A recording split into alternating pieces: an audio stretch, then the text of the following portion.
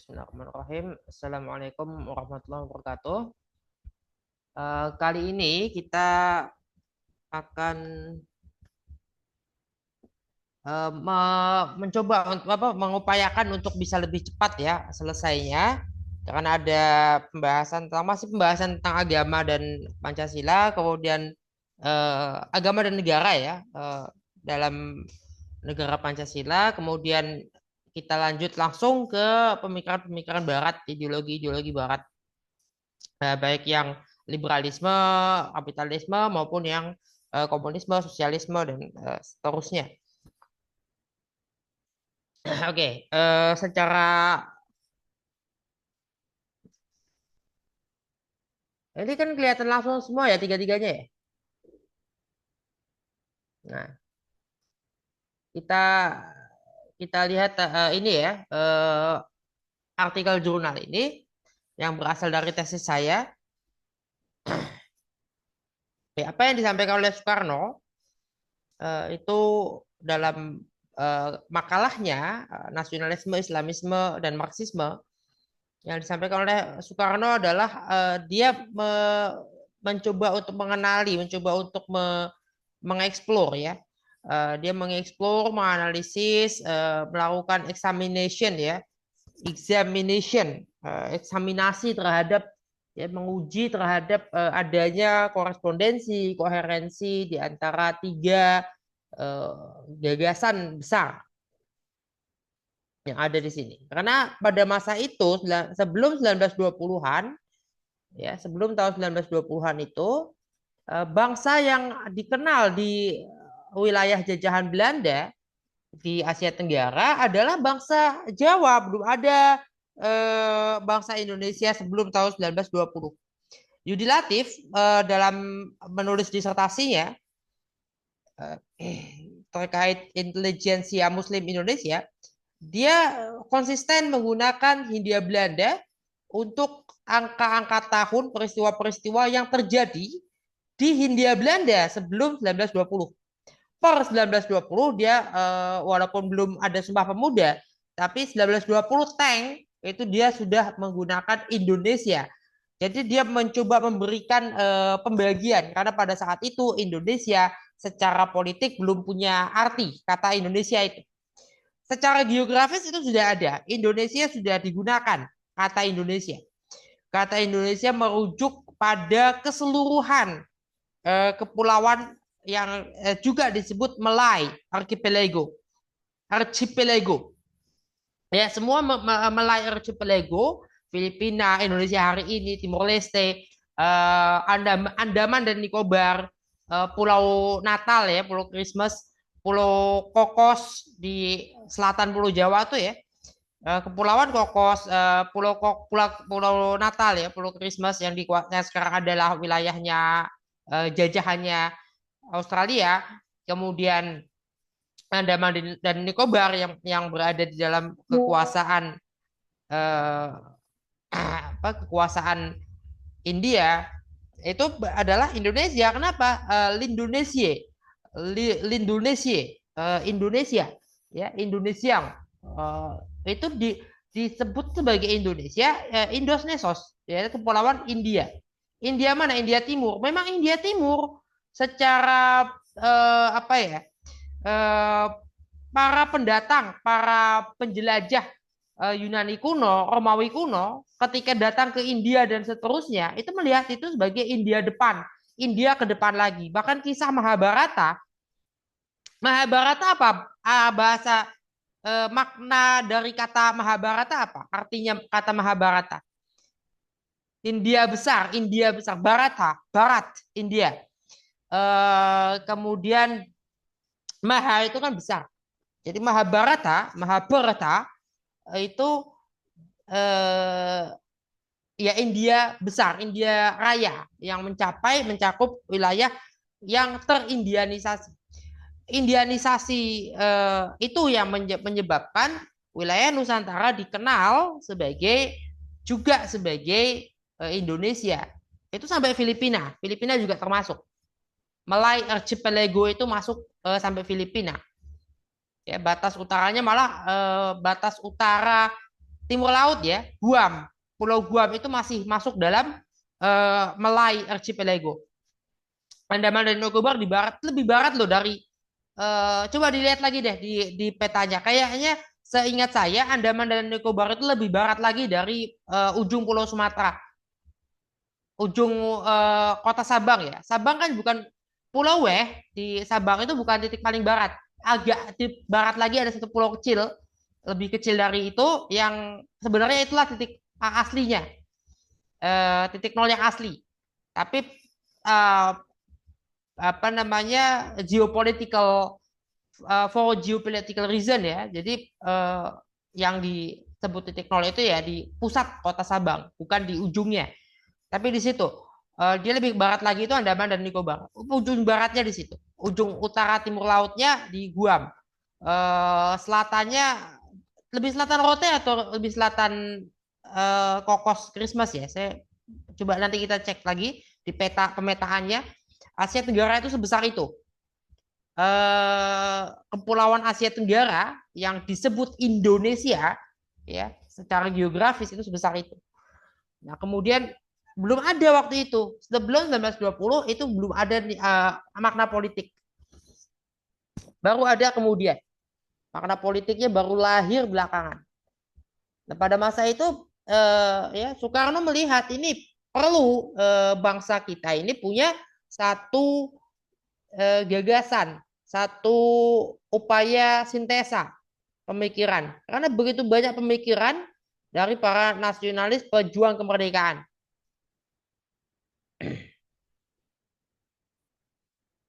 Dan ketika itu para intelektual kita sudah mulai ini ya, sudah mulai berkomunikasi satu sama lain. Ya, Ho Chi Minh eh, itu teman dekatnya Soekarno, yang juga teman dekatnya Soeharto loh ya. Itu makanya kenapa kok Indonesia dengan Vietnam tetap adem ayem sampai sekarang ya. Kendati pun berbeda secara ideologis ya. Eh, Soeharto tidak suka sama komunisme, tapi pada dasarnya tetap saja berteman dekat dengan Ho Chi Minh, dengan rezimnya Ho Chi Minh.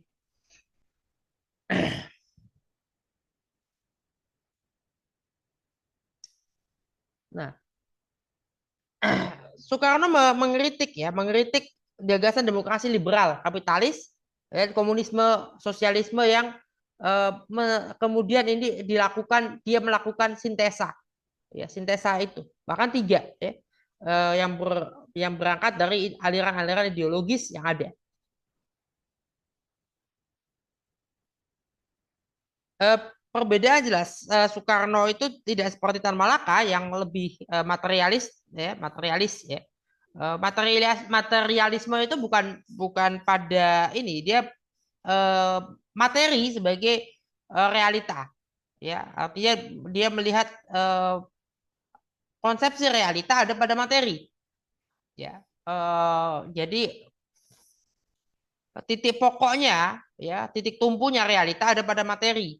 Pada materi itu berarti pada yang terindrai. Jadi pada alam materinya ini, alam kosmos ini. Jadi titik tumpunya di sini, bukan titik tumpunya di yang alam mitos, ya, alam mistika yang ada eh, lebih tinggi kedudukannya. Kebalikan dari filsafat Islam. Ya,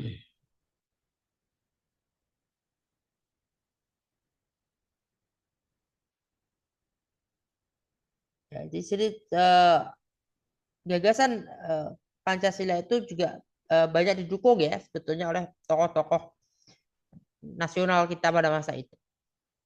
Yang antara lain memang melihat Pancasila bukan sebuah gagasan sekularisme maupun gagasan istilahnya integralisme.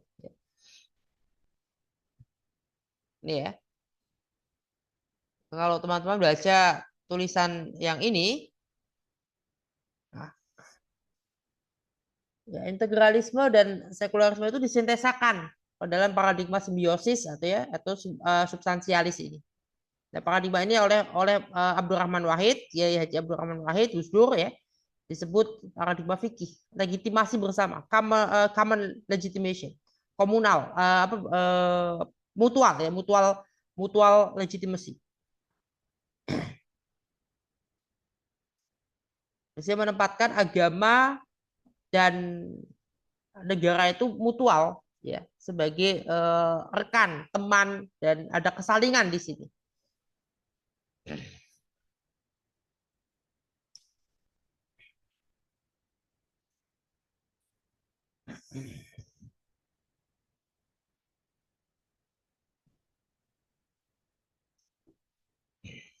Ketika kita melihat ketika ketika kita melihat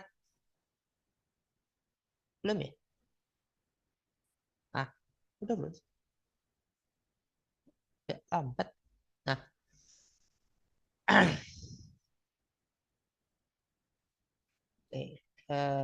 saya kira sudah pernah disebut ya beberapa kali ya. Nah, ada 3 paradigma ini. Nah, nah kita lihat lagi ada 4 macam hubungan. Ini akan berkaitan dengan tadi. Kenapa hubungannya itu kita hubungannya adalah mutual legitimacy atau simbiosis ya atau substansialisme. Kenapa kita menggunakan paradigma substansialisme? Ada 4 macam hubungan, 4 macam relasi. Ya, ini ada kaitannya. Kalau ekuivalensi, tasawi, kesamaan, maka negara dan eh, agama adalah ya sama saja, sama dengan atau difference, tabayun, beda, tidak satu, tidak berhubungan, tidak berkoneksi, maka agama dan nah ini sekular. Jadi kalau ekuivalensi atau tasawi ini dia integralis, kalau dia difference atau dia tabayun ini maka dia itu eh, apa namanya eh, sekular ya. Nah, implication ya umum wal khusus mutlak. Mutlak nggak? Nggak. Umum wal khusus ya association. Umum wal khusus min wajhi. Ya, hubungannya ada keteririsan, ada irisan-irisan mana agama dan mana nah ini diagramnya. Ya, ekivalensi manusia berpikir. Ya, etika dengan hukum difference ya kita jelas itu. Nah, implication ketika hukum atau etika dan filsafat hukum ya sebetulnya etika dengan konstitusi dengan undang-undangan itu implication dia umum dan khusus mutlak ya. Umum wal khusus mutlak kok mutlak bahwa konstitusi itu ada sebagian dari etika bukan beririsan, bukan tidak ada hubungannya, bukan sama dengan nggak bisa. Etika dengan konstitusi adalah hubungannya implication. Nah ini kemudian kita memaknai berarti misalnya contoh Piagam Perserikatan Bangsa-Bangsa, Piagam United Nations dengan konstitusi UUD NRI 1945 dengan demikian setara ya, karena dia ada sama-sama di bawah etika. FIFA punya statuta FIFA. Kita punya UUD NRI. UUD NRI sama statuta FIFA sama nggak? Sama. Dalam arti dia sejajar tabayun. Tapi dia berada di bawah atau di dalam lingkup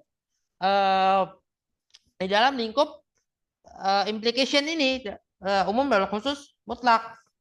Ya, sehingga mereka tidak, tapi mereka nggak bisa beririsan. Harus salah satu yang dipilih. Maka itu kita melihat pada etika ya ketika berbenturan. Nah, kita dalam hubungan agama dan negara kalau berdasarkan Pancasila adalah association ini. Ya. Mana yang menjadi bagian dari urusan bersama agama? Yes, negara yes di sini. Ya, publik ya itu yang kemudian Yudilatif menyebut ada ruang komunal. Ada ruang di antara ruang publik dan ruang privat. Ya. Nah, kita sudah selesai belum ya dengan integralisme dan sekularisme? Sudah selesai belum? Teman-teman dengan integralisme dan sekularisme. Halo? Sudah selesai dengan integralisme dan Maksudnya dalam sistem negara atau maksud bagaimana, saya Pak? sudah selesai itu sudah memahami belum? Sudah paham belum? Masih belum sedikit, Pak. Artinya kan harus diulang lagi itu maksud saya. Iya, Oke. karena dalam prakteknya, praktik di negara kita tuh bagaimana, Pak, maksudnya, Pak? Praktikalnya gitu. Ya kadang-kala kita juga agak kesulitan ya. Secara secara gagasan, secara politik gagasan ya, kita kalah dengan negara-negara yang sekular. Kita jelas kalah dengan negara-negara sekular yang sudah berkembang lebih lebih awal dan berhasil memenangkan gagasannya. Ada dua model kenapa hubungan agama dan negara yang di luar dari integralisme. Dua model. Distinction, ya kita ini kan distinct ya, berbeda, tapi bukan seperet, tidak terseparasi. Kenapa? Karena negara tidak boleh melarang dan negara harus memfasilitasi justru. Nah, ini yang terjadi. Negara harus netral agama dan membantu, menolong agama. Di Eropa, sejumlah negara itu bukan netral agama sebetulnya. Dan bukan dia umumnya tidak memberikan kebebasan beragama, justru mereka itu kebebasan negara dari agama. Kebalik. Jadi karena mereka mengalami ya, dan Turki Utsmani juga ikut mengalami itu. Harus diingat, Turki Utsmani juga ikut mengalami itu. Kan ulama-ulamanya apa nggak ikut serta dalam intrik politik, terutama ulama istana, ulama yang dekat dengan istana di era Utsmani, apa nggak ikut dalam intrik-intrik politik di istana, nggak ikut terlibat, menyaksikan, paling tidak mendiamkan apa pembunuhan antar pangeran.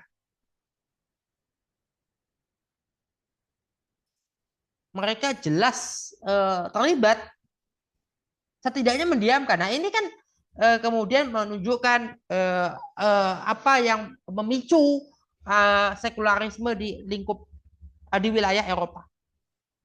Mereka ingin membebaskan diri mereka dari agama, membebaskan politik mereka dari agama karena ternyata merusak dalam pengalaman mereka.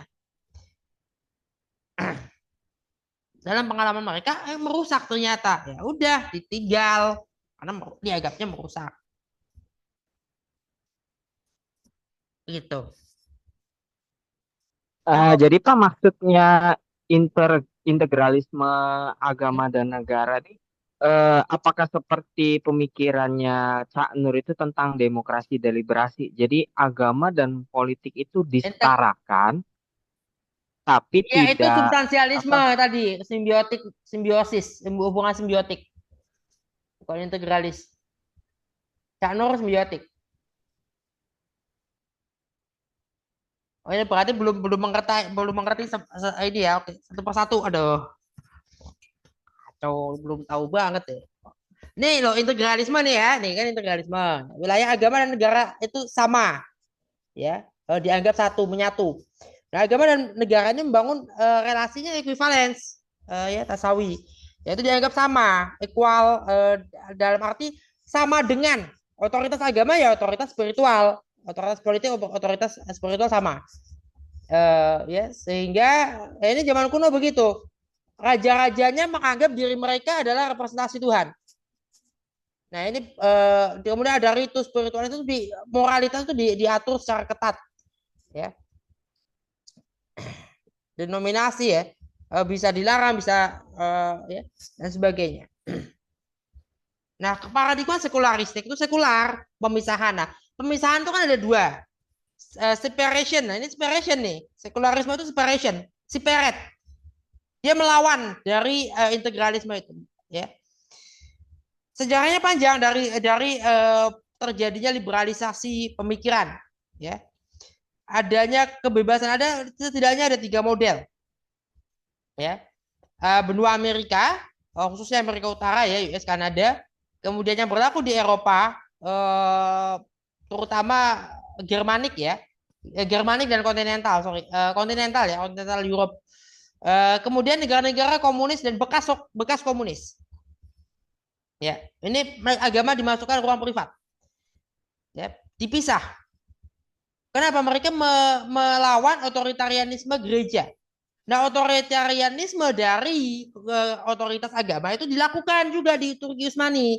Ya, ulama-ulama itu kan membenarkan perilakunya khalifah-khalifah yang kadang-kadang tidak baik, ya, atau para pangeran itu kan saling bunuh. Di Turki Utsmani itu tidak punya putra mahkota seperti sekarang. Arab Saudi punya putra mahkota. Dan mereka nggak punya sistem itu.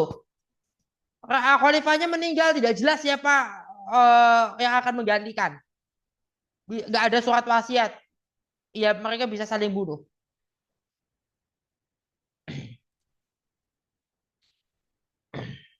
Nah, itu kemudian digagas, dilawan oleh negara-negara Eropa, negara-negara demokrasi awal, ya. Nah, Konstitusi Amerika Serikat itu melalui amandemen pertama memberikan jaminan kebebasan beragama. Di Prancis ada laicite, ya. Di Turki ya dengan Kemalism itu, ya. Jadi agama dimasukkan di ruang-ruang privat, sekular. Bisa sampai sangat ekstrim sekali, nggak boleh pakai jilbab, nggak boleh pakai, kalau orang Sing itu kan pakai turban itu nggak boleh, ini nggak boleh, itu nggak boleh, dia apa pokoknya itu kalung salib nggak boleh, ya. Simbol-simbol agama itu nggak boleh ada di ruang publik. Ini kira-kira mustahil ya, atau setidaknya mempersulit ya, ya mempersulit ya, oke. Nah, jadi negara sekuler itu tidak punya agama resmi, tidak kebebasan beragama gimana? Masih bisa tidak terjamin. Nah, masih bisa tidak terjamin. Itu kebebasan beragama masih bisa tidak terjamin. Ya. Nah, berbeda dengan kita paradigma simbiotik. Paradigma simbiotik atau substansialisme ini, ya, ini yang dibawa ya, ada Nasir, ada Hatta, kita sampai kemudian diperkuat Hamka dan Syafi'i Ma'arif, kemudian Gus Dur ya. Relasinya asosiasional. Dapat irisan mana urusan otoritas agama, mana urusan otoritas negara, itu loh yang dimaksud Cak Nur itu. Ya. Jadi ada koeksistensi. Ya. Nah, ini socio-religiosity ya. Socio-religiosity kita sudah beberapa kali. Socio-religiosity itu apa namanya? Dia nah, yaitu ya agama, ajaran agama itu nilai-nilainya dimasukkan dalam ruang publik. Bukan melaksanakan ada ayat perintah begini langsung dilaksanakan, ada ayat langsung. Karena faktanya berdasarkan hasil penelitian dari salah satunya Harun Nasution, ya, dalam Al-Quran mayoritas isinya adalah kisah-kisah dibanding tatanan hukum. Ada sejumlah tatanan hukum. Ada perintah kisos, perintah hudud, ya. Ada hukum kisos dan hukum ada hudud, ada hukum-hukum tertentu, termasuk waris. Kita bagi ya, hukum itu ada yang masuk hukum privat atau berhubungan dengan ruang privat ya, berhubungan dengan urusan keluarga. Waris kan urusan keluarga ya, bukan urusan ini ya, bukan urusan publik ya. Kalau orang tua kita meninggal, kita urus waris, atau kita meninggal ya, kita meninggal ada waris dari ahli waris kita tuh membutuhkan untuk pembagian waris, itu diatur dalam Al-Quran ya. Tapi itu kan bukan urusan publik ya, bukan masuk dalam urusan publik sebetulnya. masuknya dalam urusan publik adalah kita harus mendata, harus mendaftarkan, harus ada regulasinya oleh negara. Gitu. Nah, ini kita punya model di sini sebagai negara Pancasila yang paradigmanya simbiotik. Ya. Nah, social religiosity sebagai itu nilai, bukan ajaran yang tadi. Bukan ajaran ada ayat dilaksanakan ada enggak gitu. Tapi kita lihat nilai-nilainya yang ada di dalam.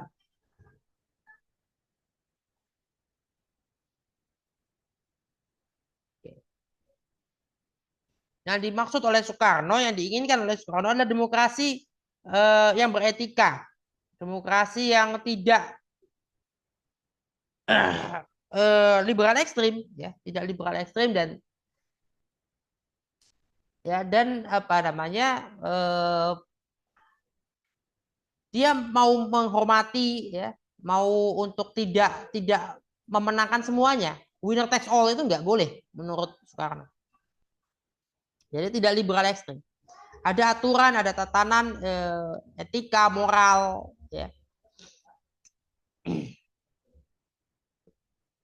Ya, sementara Amerika Serikat pada masa itu memang sangat luar biasa demokrasi ininya, demokrasi liberal kapitalisnya, ya.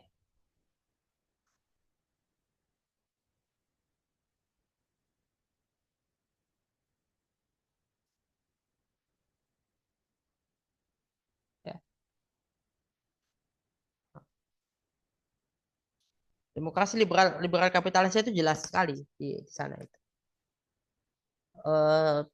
Untuk menjadi presiden Amerika Serikat itu memerlukan istilahnya ya biayanya, ya, ongkos ongkos politiknya besar sekali. Sama kan kita sekarang juga di Indonesia juga ongkos politiknya besar, ya, dan luar biasa ongkos politik kita. Jadi kalau ada yang mengatakan sulit atau mustahil menyogok jutaan orang rakyat Indonesia, ratusan juta rakyat Indonesia ini bisa disogok dan dibodohi ketika pemilihan umum. Kenapa? Ketika kita memilih, kita nggak mungkin memilih secara rasional seutuhnya, nggak mungkin. Kita milih pasangan aja nggak rasional 100%, ya. Logis, iya, logis, ya. Bukan rasional berdasarkan rasio, reason, ya. Artinya dia wajar. Ada nilai-nilai kewajaran di situ, ada kenormalan di situ, normalitas. Jadi ini nggak rasional karena tidak ada yang memilih yang normal itu seperti apa, memilih yang tidak normal itu seperti apa juga nggak ada ininya, nggak ada standarnya. Gimana memilih? Kan nggak mungkin. Saya pilih partai X, saya pilih paslon X, maka saya normal atau reasonable, saya rasional. Kalau saya pilih paslon Y berarti tidak normal, tidak rasional, kan nggak mungkin. Nama kita pilih pasangan kan nggak mungkin. Kalau saya pilih perempuan X ini berarti normal, kalau Y berarti nggak normal, kan nggak gitu. Karena ada yang mau sama Y, kan gitu. Tapi ada alasan logis di situ. Kenapa saya maunya sama X? Kenapa teman saya mau sama Y? Itu. Jadi memilih secara rasional nggak mungkin. Sehingga kita bisa memilih karena uang. Orang menikah karena bisnis ada kan? Nih, dua keluarga, yang satu punya anak laki-laki, yang satu punya anak perempuan. Mereka biar bisnisnya maju, biar bisnisnya terus berkembang, dan dijodohkan putra dan putrinya. Itu real terjadi. Kira-kira gimana real terjadi itu? Kira-kira seperti apa orang itu menerimanya? Logis atau enggak? Kalau sekarang kayaknya nggak rasional ya, tapi dulu itu rasional. Dulu itu biasa aja, apalagi di kalangan atas. Nggak masalah, biasa-biasa aja tuh. Eh, Siapa nikah dengan siapa karena alasan bisnis, karena alasan dinasti, alasan macam-macam lain-lain. Yang dengan demikian biasa aja, wajar. Hari ini mungkin itu nggak wajar, terdengar eh, tidak rasional, tapi dulu kan terdengar rasional. Nah alasannya logis nggak? Tetap aja logis. Anda menikah tanpa dijodohkan, dengan Anda menikah karena dijodohkan, Anda menikah demi bisnis keluarga misalnya, atau Anda menikah demi cita-cita, itu dua hal yang kalau logis logis aja. Gitu.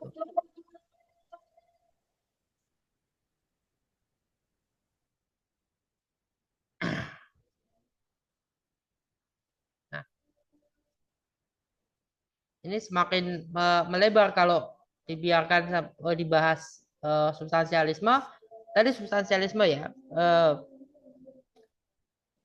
Nah, kenapa substansialisme itu lahir adalah karena kritik dari Soekarno tadi. Soekarno mengkritik berbagai macam pemikiran, gagasan, termasuk yang berhubungan dengan agama. Dalam hal ini, yang dikritik oleh Soekarno adalah yang berhubungan dengan Islam. Karena Soekarno seorang Muslim. Ya, Soekarno sebagai seorang Muslim, dia memberikan kritiknya terhadap penafsiran ajaran Islam, penafsiran terhadap tradisi Islam, penafsirannya yang dikritik. Dia tidak mungkin mengkritik hal lain, misalnya mengkritik pemikiran, misalnya mengkritik filsafat Kristen, enggak kan? Soekarno nggak bisa mengkritik filsafat Kristen dan nggak pernah. Bukan tidak mungkin ada orang Kristen yang memberikan kritik Kristen sejalan dengan Soekarno.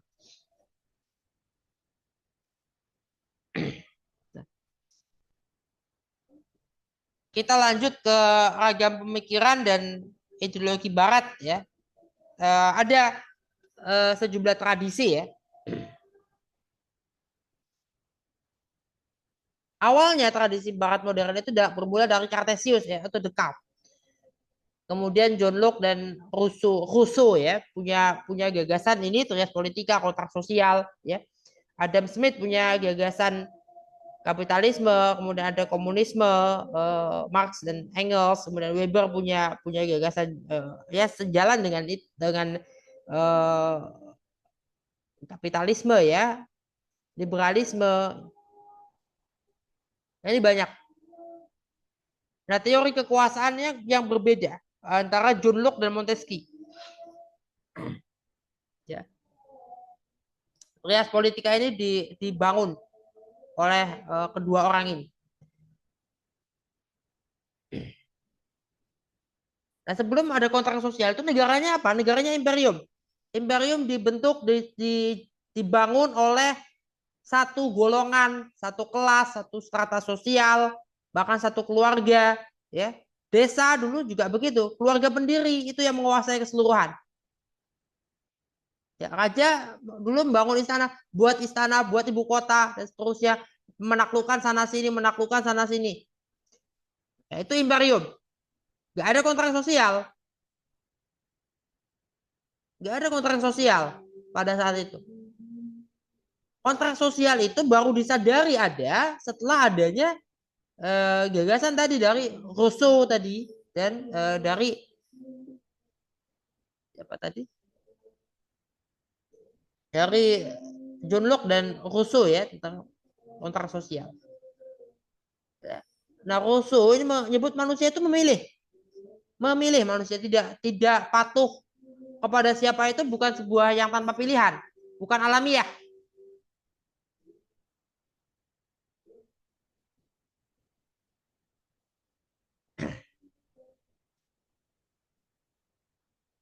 Nah ini.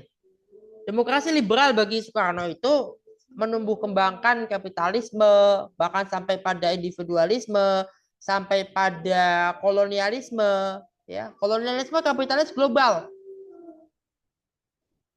Ya, Amerika Serikat kan juga menjajah ya. Filipina, Republika Nang Filipinas itu sudah merdeka tahun 1898. Mereka minta tolong sama Amerika Serikat untuk menghadapi Spanyol yang tidak mau mengakui kemerdekaan mereka. Datang delegasi Filipina ke Amerika Serikat, minta tolong sama Amerika Serikat untuk bantu agar Filipina itu merdeka, agar Filipina itu bisa diakui kemerdekaannya oleh Spanyol. Pada akhirnya justru pemerintah Amerika Serikat mengkhianati. Dia menawarkan model persemakmuran Amerika Serikat, Filipina jadi persemakmuran Amerika Serikat aja deh.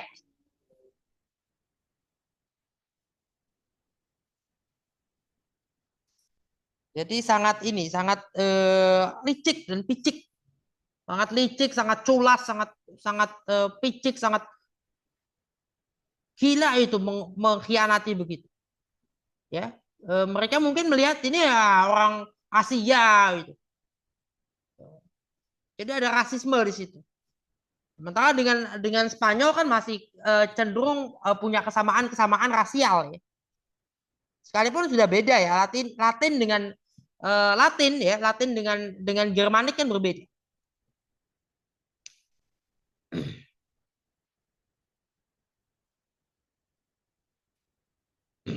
Nah, sejumlah ya pemikiran-pemikiran dari para filosof yang cenderung kepada demokrasi liberal ya. Nah, sekularisme itu bagian dari liberalisme memang, bagian dari demokrasi liberal, dan bagian dari kapitalisme. Artinya tiga hal ini kalau bukan disebut bagian, memang lebih bisa disebut mereka koheren lah. Ya, mereka koheren. Liberalisme, demokrasi itu dekat dengan pasar bebas. Menghendaki pasar bebas.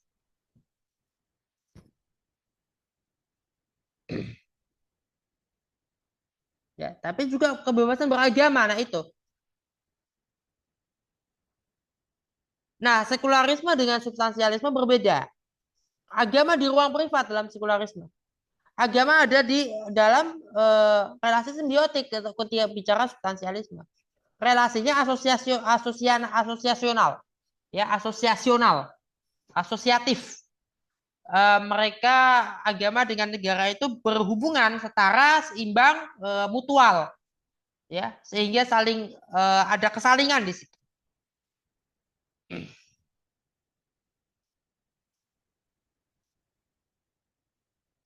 Oh, ini salah nih ya. Nggak bisa ya? Oh, bisa deh.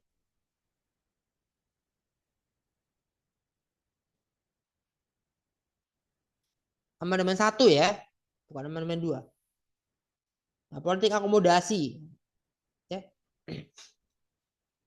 Pada akhirnya ya tidak mungkin kita memisahkan secara mutlak dan keseluruhan agama dengan negara. Nah, model-modelnya komunisme Soviet ya itu menolak secara mutlak, bahkan melarang agama itu hadir sama sekali.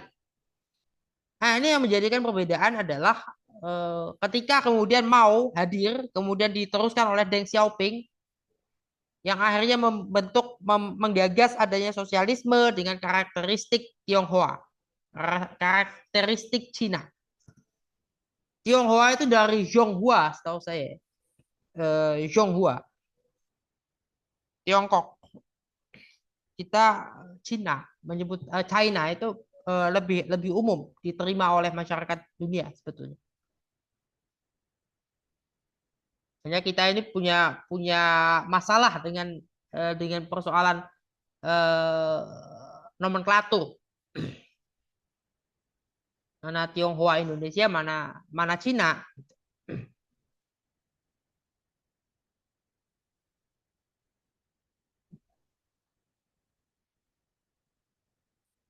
Ya, konsepsi masyarakat tanpa kelas itu sudah ada di Plato ya. Kemudian Ibn Khaldun dan terus berlanjut.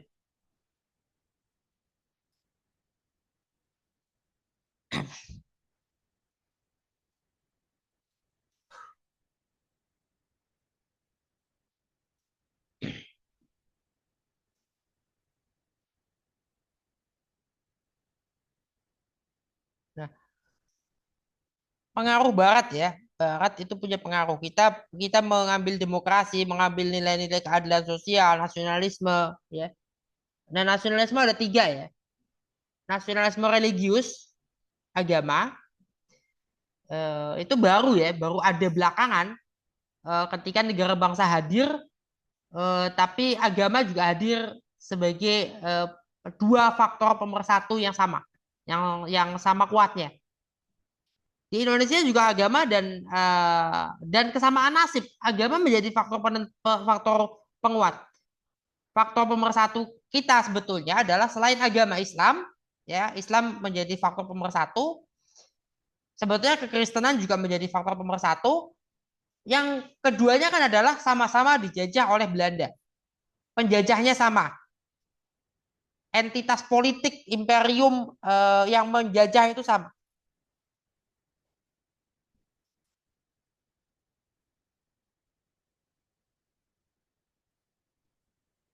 Ada nasionalisme etnis ya. Etnis itu ya rasial. Pada masa dulu begitu. Jerman misalnya kan, Jerman itu ya dia Jerman. Amerika Serikat, Amerika Serikat coba didirikan oleh orang-orang yang secara rasial sama, secara rasial sama, secara etnisitas sama.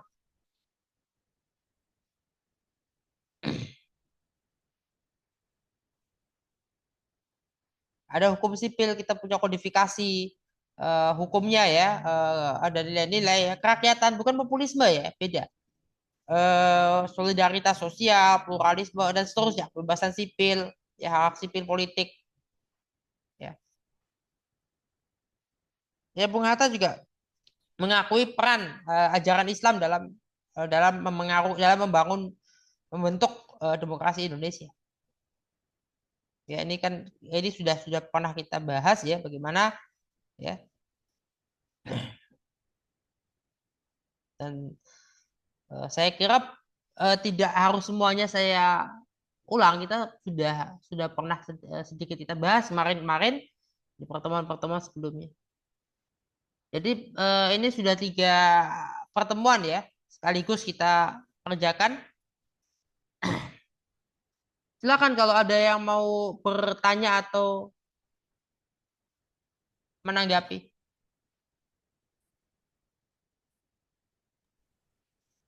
Assalamualaikum Pak Ya, Ustadz. masalah orang. Itu saya tuh masih apa teringat tentang kata-kata demokrasi terpimpin itu Pak.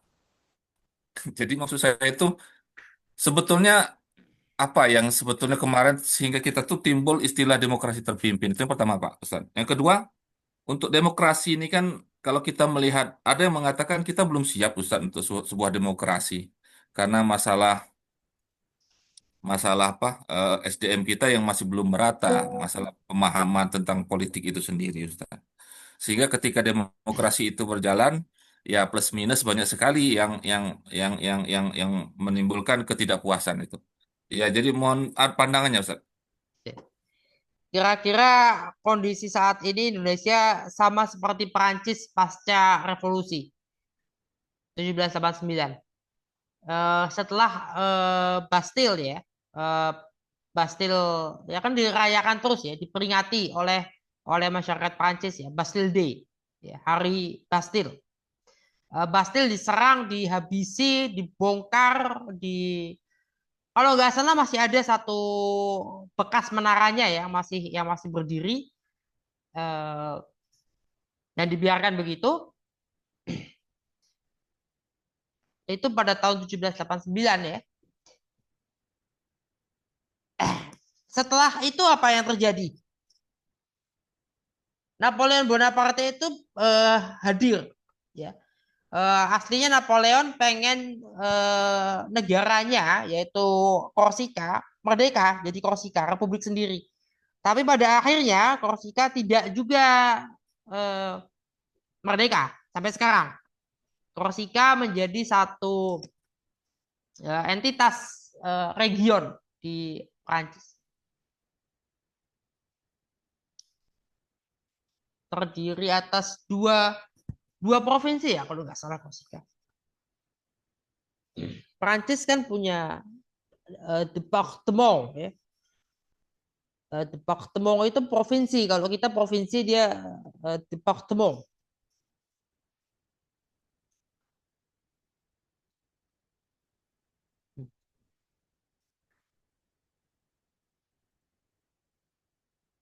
Nah, Korsika punya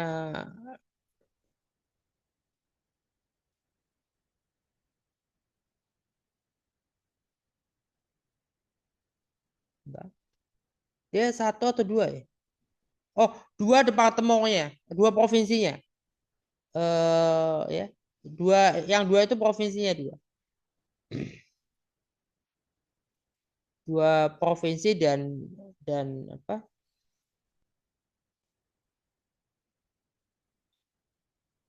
Apa namanya? Dua provinsi dan dua provinsi dalam satu region ya. Satu region dia. Jadi kolektivitinya atau regionnya single teritorialnya itu satu. Dia punya dua provinsi berbeda. Nah itu Korsika sebelumnya itu tempatnya Bonaparte, Napoleon Bonaparte terlahir ya, lahir sampai kemudian akhirnya dia tumbuh besar dan masuk dalam politik Prancis. Seorang pahlawan perang yang kemudian menjadi pemimpin Perancis, Kaisar Perancis, Kaisar coba. Dia Perancisnya sudah jadi republik, dia jadi kaisar. Dia menyerang sana sini, sejumlah negara menjadi dikuasai, ada yang berpihak sama dia, ada yang enggak ya, di Eropa.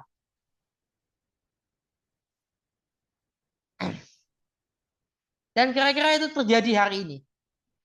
Ya, kira-kira kita sekarang ini barangkali kita sedang punya Napoleon Bonaparte kita. Saya boleh mengatakan kita telah memilih seorang Napoleon Bonaparte. Dan itu yang sekarang ini bukan yang kemarinnya Napoleon Bonaparte itu. Saya melihat itu kenapa pahlawan perang ya atau ya kan orang yang benar-benar terjun ke medan laga ya, terjun ke medan perang, mengalami tembak menembak, mengalami operasi militer, melaksanakan operasi militer dengan budaya tradisi militernya yang kuat. Kemudian partai politik yang didirikannya juga partai politik yang militeristik. Sebetulnya ya kayak partai yang satunya lagi kan yang biru Mercy itu ya, yang bintang Mercy itu kan dia juga sebetulnya militeristik. Hanya bedanya kalau yang satu itu dia memang tidak didirikan oleh mutlak oleh militer. Artinya tidak terlalu besar lah militerismenya. Belakangan semakin besar, nggak tahu pengaruh siapa. Saya nggak mau nuduh. Tapi iya, saya melihat sepertinya kalau kita lihat coba salah satu sarjana intelijen yang cukup terkenal yang sekarang jadi influencer intelijen itu kan menyebutnya bahwa presiden kita ini sangat pemberani, sangat kuat ya. Itu dia sudah berpengalaman loh, harus diingat. Dia itu sudah masuk ke wilayah-wilayah konflik ya. Sudah terlibat dalam intelijen Indonesia bertahun-tahun ya dan sudah punya pengalaman yang luar biasa dalam hal ini. Dengan demikian ya nggak diragukan lagi lah ya, kapasitasnya nggak diragukan lagi. Analisis dia itu sudah cukup baik ya. Sehingga kalau dia bilang bahwa kita punya presiden yang cukup kuat, ya, seperti ke China ya. Buktinya ketika ke China ada yang protes-protes, tapi itu juga perlu diingat bahwa tidak ada bukti langsung ya bahwa demonstrasi besar-besaran itu ada hubungannya dengan presiden mau ke China dengan urusan Indonesia bergabung dengan BRICS. Karena apa? Karena intelijen kita juga sudah canggih ya. Jadi kalau ada yang menuduh dengan menyebut nama, ya beda ya. Menuduh dengan menyebut nama ya. Perhatikan, tidak bicara yang orang yang mengatakannya anonim. Kalau orang yang menggunakan anonim ya, itu masih bisa dipertanggungjawabkan menurut saya. Kalau yang sudah tuduhan nama itu berarti dia ini ya masa sih dibuka begitu loh. Itu kan data intelijen. Nggak bisa dibuka dong. Begitu aja. Apalagi dengan santainya membuka-buka itu. Ya, agen CIA yang menyamar jadi menteri itu. Saya kira kita nggak tahu siapa orangnya kalau misalnya pun ada. Tapi kalau misalnya dia punya kedekatan, ya mungkin. Tapi menjadi agen CIA menyamar jadi menteri itu skenario paling gila.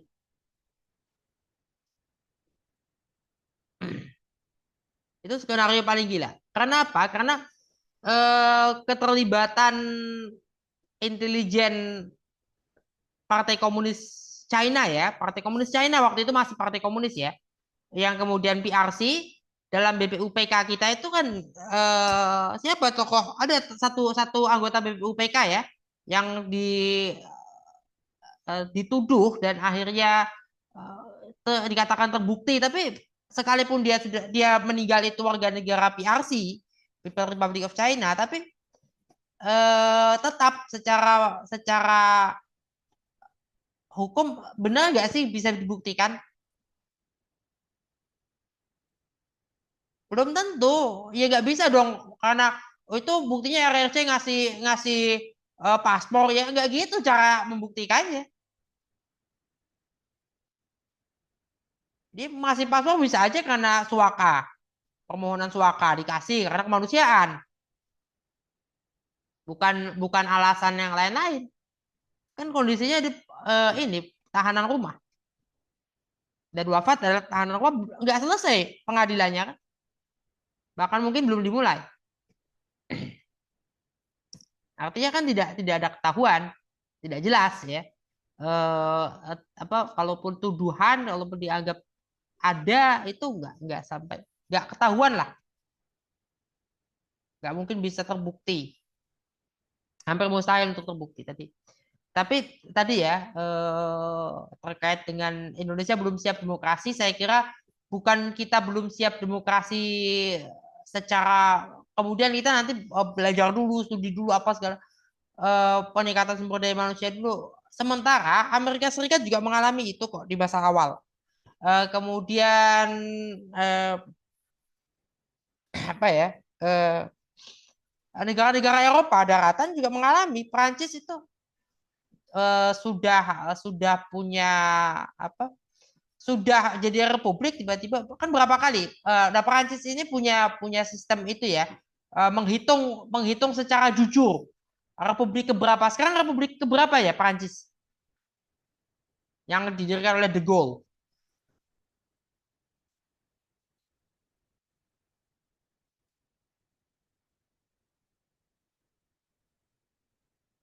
Republik keberapa sekarang Prancis?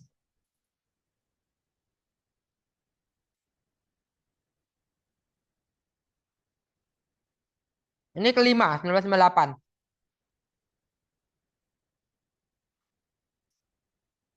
Kelima, berarti kan yang 1, 2, 3, 4-nya sudah ada. Sudah terlebih dahulu ada. Ada perbedaan antara Republik 1 sampai dan seterusnya itu.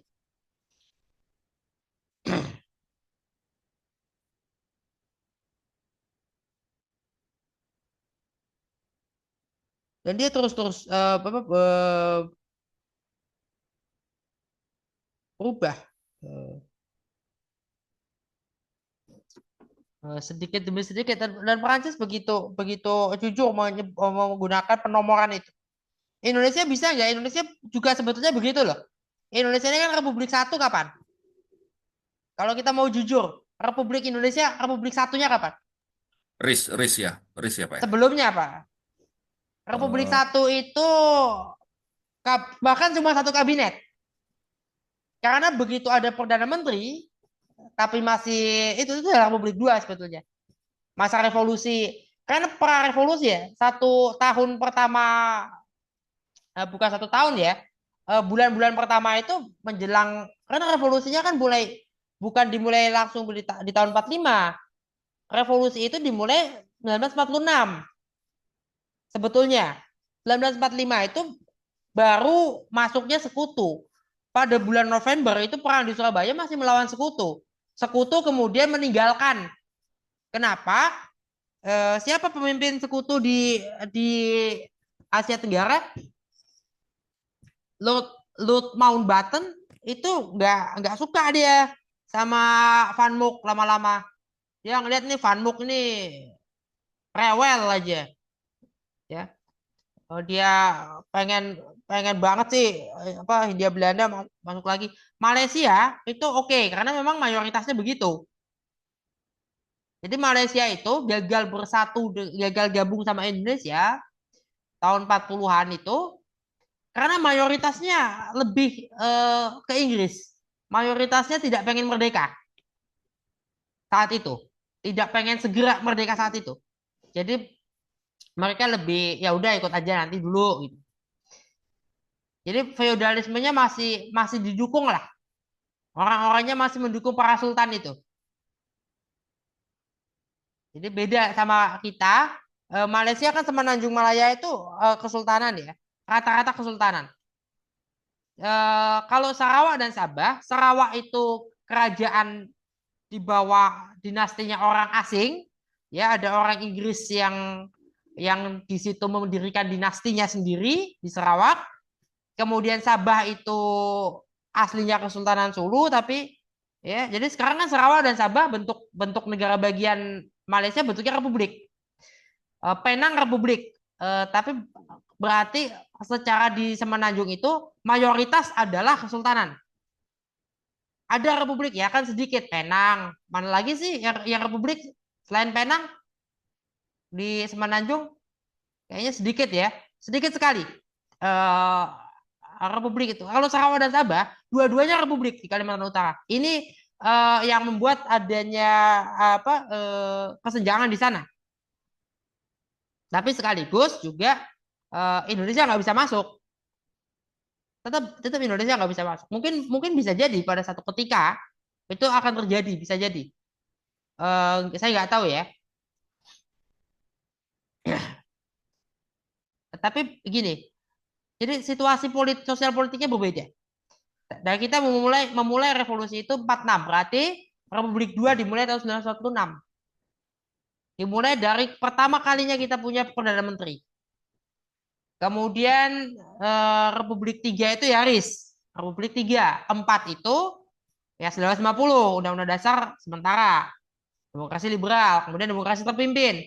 5. 6 itu ini nggak pakai yang Pranarka ya. Kalau kita pakai Pranarka bukan begini menghitungnya. Tapi Pranarka menghitung pemikiran Pancasila periodisasinya. Nah itu karena barangkali itu ya. Karena kalau kita menghitung periodisasi pemikiran Pancasila dengan tadi Republik bisa debatable. Mau sejalan nggak mungkin karena pemikiran Pancasila itu periode pertama adalah dari BPUPK sampai 18 Agustus Tank. Hanya berapa bulan gitu loh. Hanya berapa bulan, nggak lama. Pemikiran Pancasila awal itu. Periode satunya itu nggak lama. Periode duanya sudah dimulai 18 Agustus. Sampai RIS. RIS cuman nggak nyampe setahun. Kemudian UUDS 1950 sampai 59. 59 sampai 98, 4. Benar nggak? Oh, sorry. Itu 5 karena yang keduanya di revolusi ya. 18 itu kan 2. 18 sampai RIS itu 2. 3 itu RIS ya. 3 RIS, 4 UUDS 1950, 59 sampai 98 itu 5 periode ke-6. Ini betapa betapa agak overlapping di situ. Ya kita nggak bisa menghitung seperti itu. Tadi yang kedua apa tadi? Demokrasi terpimpin. Iya, Ustaz. Demokrasi terpimpin itu idenya gimana itu? Apakah maksudnya itu belum ada Pancasila, Ustaz ya waktu itu? Itu sudah Pancasila. Demokrasi terpimpin yang gini, Soekarno melihat demokrasi liberal di Eropa itu sudah gagal. Kenapa? Itu yang terjadi. Coba bayangkan, Hitler itu menang karena apa? Hitler menangnya melalui apa? Melalui demokrasi. Hmm. Dan luar biasanya kok partainya Hitler bisa menjadi pemenang tunggal di Jerman. Kenapa begitu? Masyarakatnya lapar. Gini, eh, Jerman itu ketika setelah Perang Dunia Pertama itu negaranya dimiskinkan. Negaranya yang dimiskinkan. Ya kalau orang dimiskinkan masih masih bisa negara nggak kolaps lah. Eh, tapi ini negara itu dihabisi ekonominya. 30% angka pengangguran. 30% angka pengangguran. Gimana coba? Angka pengangguran sekarang kita berapa?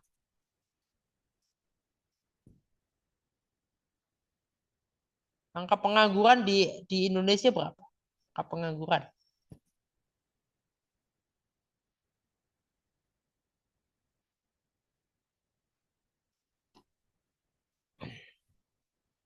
Ya masih di angka 45 persen. Kan jauh dari angka dari ini, dari angka 30 kan masih jauh. Nah, sementara Jerman hari itu tahun 1920-an, 1930-an itu 30% menganggur. Mereka nganggur, mereka butuh kerjaan. Jadi para para tentara Nazi, apa ya Nazi, SS Nazi segala macam itu, mereka butuh kerja itu. Mereka nganggur, mereka butuh kerja, mau kerja. Karena mereka butuh pekerjaan. Mereka nggak tahu mau kerja apa aja. Mau disuruh genosida, bunuh orang banyak itu. Mereka nurut aja karena mereka memang dalam keadaan menganggur. Dan demokrasinya kan nggak ada pimpinan. Demokrasi terpimpin itu maksudnya terpimpin. Nah, terpimpin ini bagaimana sih? Kalau melihat pada silanya, sila yang menyebutkan kan dipimpin oleh hikmat kebijaksanaan. Nah, ini siapa atau apa? Nilai yang memimpin itu nilai itu sendiri atau pada instansi tertentu, kekuasaan tertentu, orang individu tertentu atau bagaimana? Yang terjadi misalnya di Iran, Iran itu ada referendum konstitusi, ya tahun 1980-an itu ada referendum konstitusi. Dengan referendum konstitusi dia mendirikan demokrasi terpimpin yang mereka maksud, yang mereka pahami. Dipimpinlah oleh supreme leader, rahbar. Rahbar itu dia dipilih, dia tidak turun temurun, dia dipilih.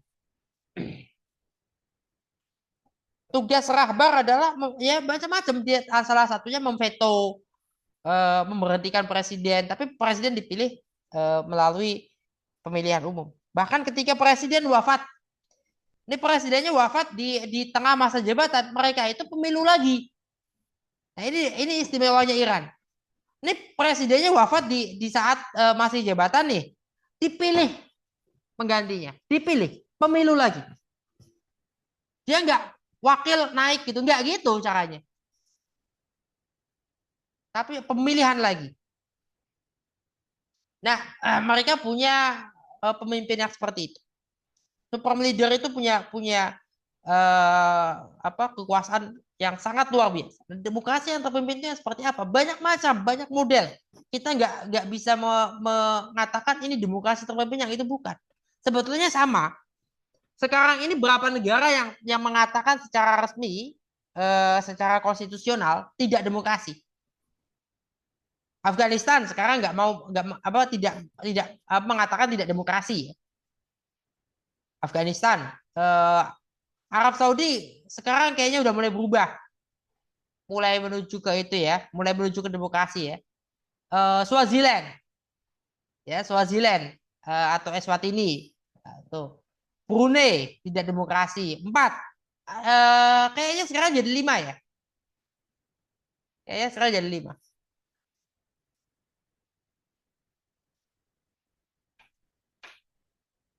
Saya lupa ingat apakah 5-nya itu sama Vatikan atau bukan? Apakah memang 5 itu sudah termasuk Vatikan?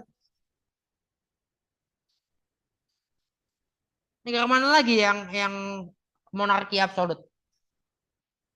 Ya Arab Saudi. Monaco, Ustaz. Monaco enggak, Monaco. Jadi Monaco itu sama kayak Yordania. Dia itu rajanya dia itu kayak presiden gitu loh. Rajanya dia itu seperti presiden di negara republik parlementer. Jadi republik semi presidensial. Jadi dia itu semi parlementer, semi konstitusionalnya semi gitu. Jadi ada 2 model monarki konstitusional ya. Monarki konstitusional yang meletakkan raja itu bagi bagian dari eksekutif. Monarki konstitusional meletakkan raja di luar dari pemerintahan, dari organisasi negara. Nah, ini Monaco termasuk meletakkan raja itu bagian dari organisasi negara. Liechtenstein juga rajanya adalah bagian dari organisasi negara. Kemudian ya adalah sejumlah. Jordania juga gitu. Raja masuk bagian organisasi negara. Maroko rajanya bagian. Nah, mayoritas monarki konstitusional yang ada di negara-negara Arab ya, monarki konstitusionalnya meletakkan raja-rajanya sebagai bagian dari pemerintahan negara itu, bagian dari eksekutif. Tapi monarki konstitusional kayak di Malaysia kan enggak. Malaysia itu per negara bagian juga, setiap negara bagian yang itu kerajaan, kesultanan, rajanya enggak menjadi ini, enggak berkuasa mutlak, enggak absolut, dan juga tidak menjadi bagian dari pemerintahan negara bagian. Karena raja itu adalah anggota Dewan Raja-Raja. Bukan di negara bagian dia urusannya. Dia urusannya di level federal. Karena dia harus mewakili negara bagian dia di pemerintahan federal. Sementara di pemerintahan federal ada di Pertuan Agung. Di Pertuan Agung adalah simbol seremonial. Salah satunya di Pertuan Agung bisa mengatur misalnya gini. Nah mereka kan sama kayak Belanda dan negara-negara lain ya, yang demokrasinya lebih matang. Kita kan milih anggota parlemen ya. Ya, maka ketika anggota parlemennya pindah partai nggak ditarik sama partainya, nggak diganti orang lain. Dia berhenti dari partai, bukan berhenti dari. Nah, kepindahan partai oleh orang anggota parlemen nih, anggota parlemennya pindah partai, ada satu partai pindah koalisi, ada satu orang pindah bikin membelah jadi 2 gitu ya. Partainya jadi terbelah 2 itu harus ada di Pertuan Agung di situ. Jadi nggak bisa sembarangan. Kalau kita kan sekarang tadinya oposisi, sekarang mendukung pemerintah gitu ya. Itu kan nggak ada persetujuan siapa yang mengiyakan, yang memveto ada nggak? Nah, ada kekuasaan veto di sini. Malaysia itu. Di Pertuan Agung memveto. Nggak boleh. Kamu nggak boleh pindah koalisi ke situ. Kenapa? Ya nggak boleh. Karena ada pertimbangan di Pertuan Agung itu bahwa kalau ini pindah, ini yang ada kolaps. Bukan hanya kolaps, tapi chaos. Kenapa? Ini orang-orangnya gini. Nanti ribut. sebetulnya nggak memveto secara ini ya, tapi veto itu kalau diberlakukan berarti kan pemilihan lagi. Ini nggak boleh begini, harus pemilu. Nah gitu loh, bukan bukan kemudian nggak boleh terus orangnya kembali lagi ke itu pemerintahnya berjalan aja, nggak gitu. Karena di veto ya namanya di veto pemilu. Nah mereka keterpimpinan dipimpinnya seperti apa sih gitu. Amerika Serikat nggak terpimpin, dia liberal. Nah Amerika Serikat bahkan bukan liberal, dia adalah negara kekuasaan. Belanda negara hukum. Belanda itu liberal ekstrim dengan ya dia akan memberikan memfasilitasi dan memberikan ruang pada kebencian di Belanda itu. Kebencian boleh diberi ruang dengan batasan tertentu.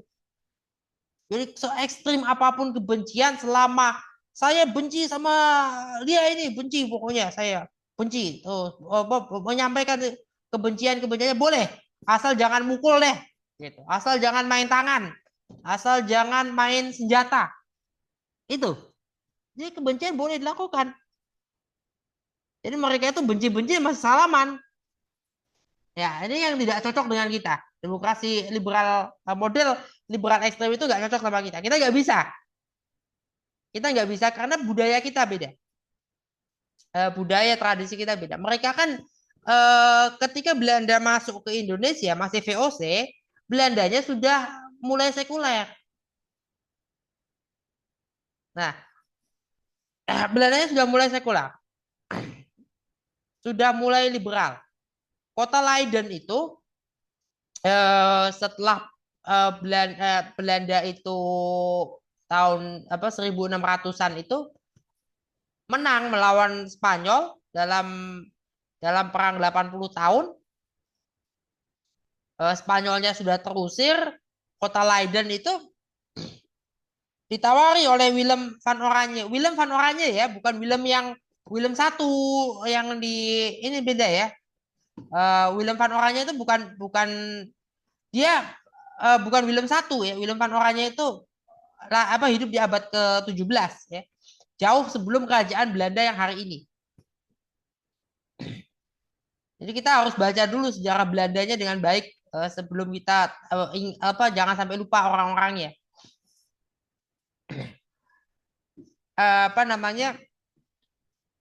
Willem van Oranje itu menawarkan kepada masyarakat Leiden sebagai kota yang sangat luar biasa perjuangannya sampai dikepung dan akhirnya tetap bertahan dan itulah kunci kemenangan Belanda.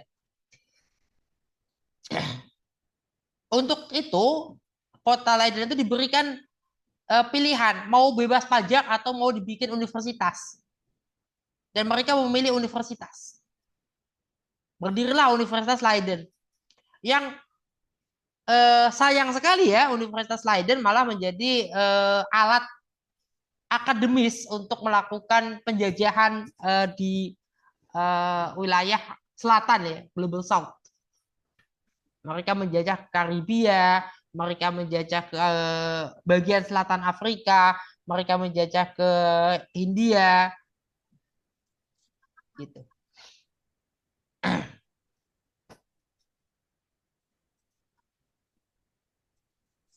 Itu barangkali cukup atau enggak? Iya? Oh, enggak.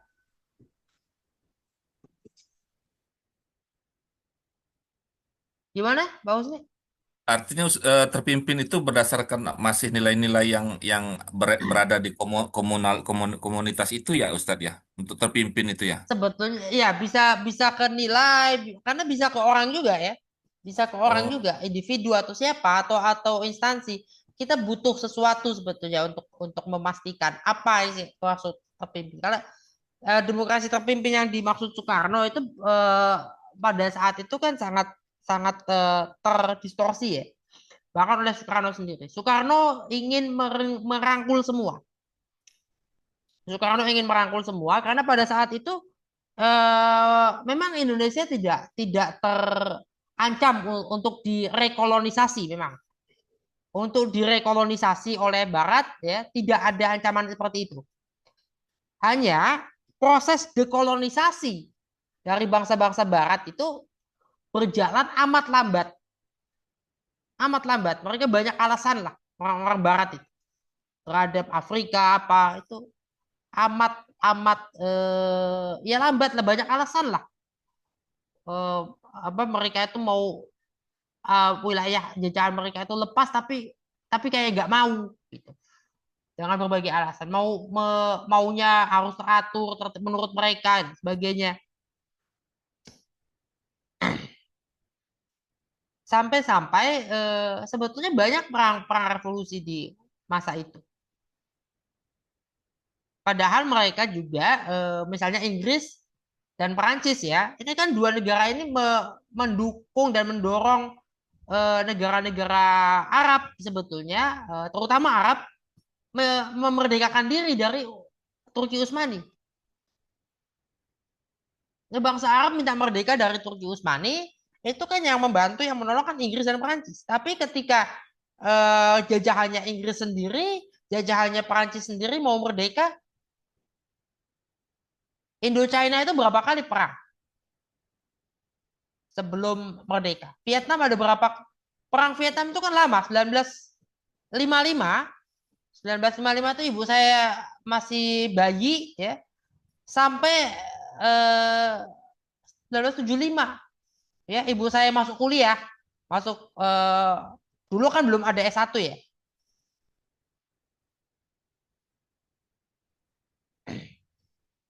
Ini sampai situ, bayangkan 20 tahun perang Vietnam itu. Sama kayak Irak, Afghanistan kan 20 tahun, sekitar 20 tahun. Buang-buang uang, buang-buang tenaga, buang-buang nyawa, hanya dan mana hasilnya sangat-sangat merusak.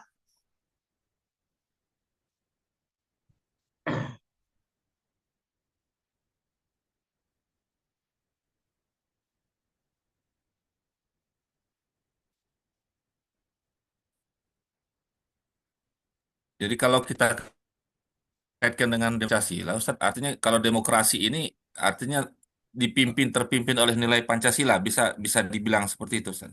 Ya, kalau kita melihat pada ini ya, nilai sosioreligiusitas itu menjadi gurunya, menjadi core, menjadi pusatnya dari Pancasila.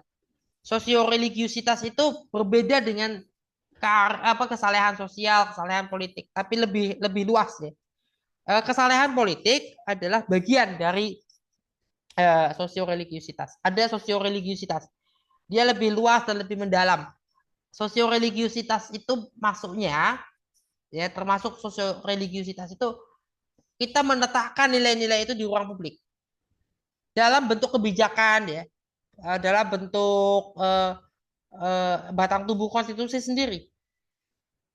Sekarang kita perhatikan lagi apakah batang tubuh konstitusi kita, batang tubuh Undang-Undang Dasar UUD NRI 1945 ini apakah masih sejalan dengan pembukaan? Ada nggak satu pasal saja yang ternyata tidak sejalan dengan pembukaan?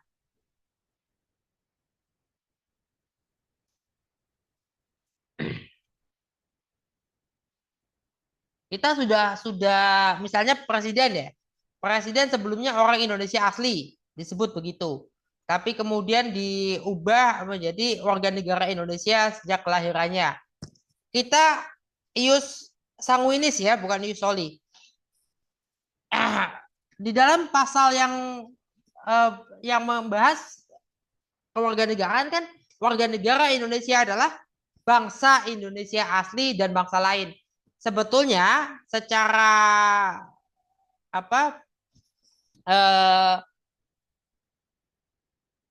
secara hukum konstitusinya sendiri, secara konstitusi sendiri dalam pasal itu masih menyebut adanya bangsa Indonesia asli dan bangsa lain yang ditetapkan oleh undang-undang. Undang-undang apa undang-undang dasar? Nanti dicek lagi ya, sebagai warga negara Indonesia. Soekarno punya konsep suku bangsa. Ini berbeda dengan konsep etnis, berbeda dengan konsep konsep ras. Konsep ras itu dibangun oleh para sarjana Barat dan dengan segera terdistorsi sendiri ya oleh eh, bukan kelalaian ya, dibilang lalai bukan nggak sengaja sih, jadi terdistorsi oleh dasar sikapnya mereka aja waktu itu ya, dulu mereka nenek moyang mereka begitu ya. Eh, ras itu nggak ada sebetulnya. Ras itu artinya apa sih? Res. Oke, ada salah satu artinya selain ras atau kelompok ya, juga perlombaan ya. Artinya di sini kan rasisme atau ras ya, sorry, ras dulu ya. Ras adalah konstruksi sosial yang membagi-bagi manusia dalam pengelompokan-pengelompokan. Yang ini membuat kita bisa dikelompokkan secara rasional, apa secara rasial. Rasial itu bagi pengelompokan berdasarkan apa? Apakah appearance. Nah, kemudian dimaknai pada masa itu adalah appearance, ya, physical appearance, penampakan kita. Kulitnya warnanya apa? Ini dalam spektrum warna kulit. Nah, kemudian mereka ini tidak sejalan ya sebetulnya dengan misalnya budaya, tradisi. Coba kita perhatikan sekarang di wilayah tertentu.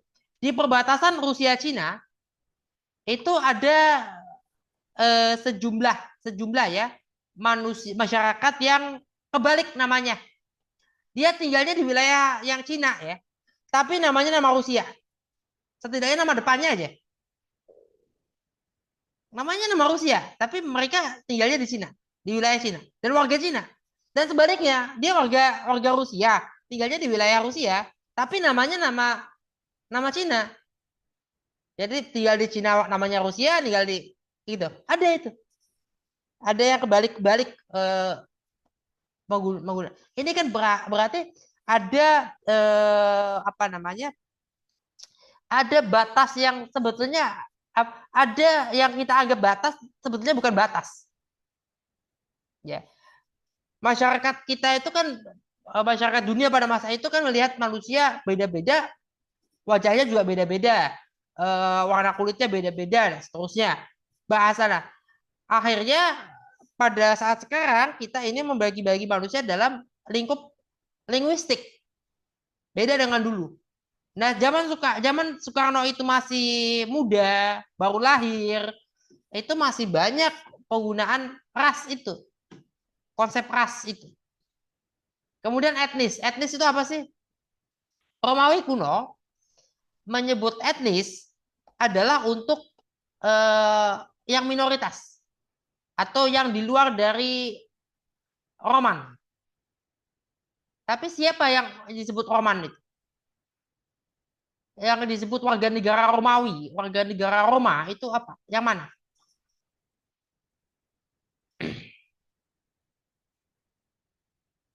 Karena secara tampilan menurut sebagian orang luar misalnya, kan nggak jauh beda.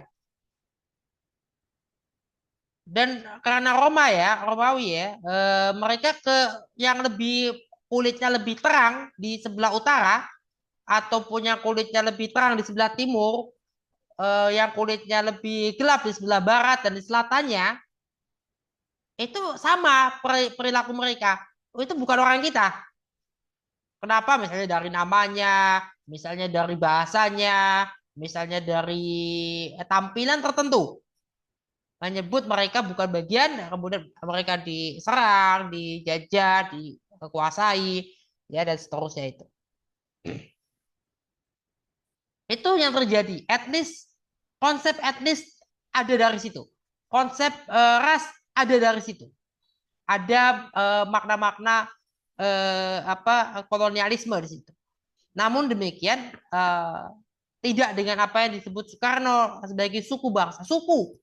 Suku itu kan kaki nih, ya suku itu kaki, suku itu kaki, soko ya, tiang, ya penyangga, pilar. Nah bangsa itu sebetulnya bangsa. Nah ini penyebutan bangsa dalam tradisi Jawa kuno, masih zaman kerajaan prakolonial, itu lebih kepada eh, dinasti berkuasa pada masa itu ya. Makanya ada Wangsa Shailendra. Kan enggak kok Wangsa Shailendra kok. Kan kita kalau kita zaman sekarang ini akan memandang itu aneh gitu. Kok Wangsa kok saya kok keluarga. Nah, sekarang kita memandangnya itu bangsa itu keseluruhan. Kenapa yang digunakan kata bangsa?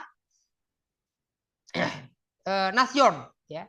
Nasion dimaknai bangsa. Pada masa awal abad 20 20 tahun pertama masih masih ada anggapan lama, masih bangsa pertama adalah bangsa Jawa yang datang. Istilah pertama ya, masyarakat pertama di Hindia Belanda mengakui atau menerima konsep nasionalisme itu di Jawa. Ya, ada bangsa Jawa. Kemudian bangsa Jawa inilah yang akhirnya karena bangsa Jawa memiliki konsep kebangsaan, bangsa-bangsa lain gimana? Ya, kan gitu kan. Akhirnya adalah bangsa Indonesia ini. Kenapa? Karena Belanda menganggapnya sama. Orang bangsa Jawa kayak bangsa Batak kayak bangsa Minang, bangsa Melayu, bangsa Dayak, bangsa Bugis, bangsa Makassar. Kan pada saat itu disebutnya sama, bangsa. Akhirnya disatukan satu bangsa. Ini apa? Ini suku-suku. Ini pilar-pilarnya dari bangsa. Beda dengan konsepsi etnis. Karena nggak bisa disebut konsepsi etnis. Ada generalisasi loh. Eropa Indonesia, Arab Indonesia, India Indonesia. India pun bukan India Republik India. Pakistan, Bangladesh, Sri Lanka, Maldewa, Nepal itu juga termasuk India Indonesia. Bhutan ya, itu India Indonesia juga. Kalau mereka jadi warga negara Indonesia, mereka hidup di Indonesia lebih dari 3 keturunan atau pokoknya hidup di Indonesia ya, menjadi bagian dari Indonesia, mereka akan menjadi disebutnya ya India Indonesia, Arab Indonesia, sekalipun orang Arabnya dari Lebanon, orang Arabnya dari Mesir, Arab Indonesia. Padahal Mesir kan Koptik, Lebanon Syam, bukan Mesir, bukan Arab itu. Itu terarabkan Irak ya. Itu terarabkan. Tapi menjadi Arab Indonesia tetap saja. Cina Indonesia, Tionghoa Indonesia ya. Jepang Indonesia, Jepang Korea punya penyebutan masing-masing. Tapi Eropa Indonesia kan nggak ada. Suku Inggris Indonesia, Belanda Indonesia, suku Jerman Indonesia nggak ada kan? Tapi adanya Eropa Indonesia. Mereka sendiri nama kan sudah ketahuan namanya. Ini namanya aja udah ketahuan, ini nama orang Irlandia. Ini nama orang Prancis. Ini nama ini orang Korsika. Karena origin dari masing-masing nama keluarga itu ketahuan.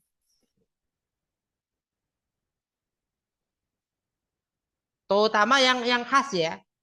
Yang khas.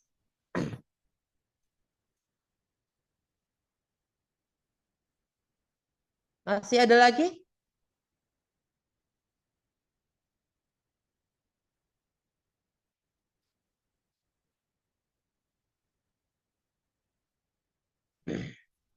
Karena sudah jam 8.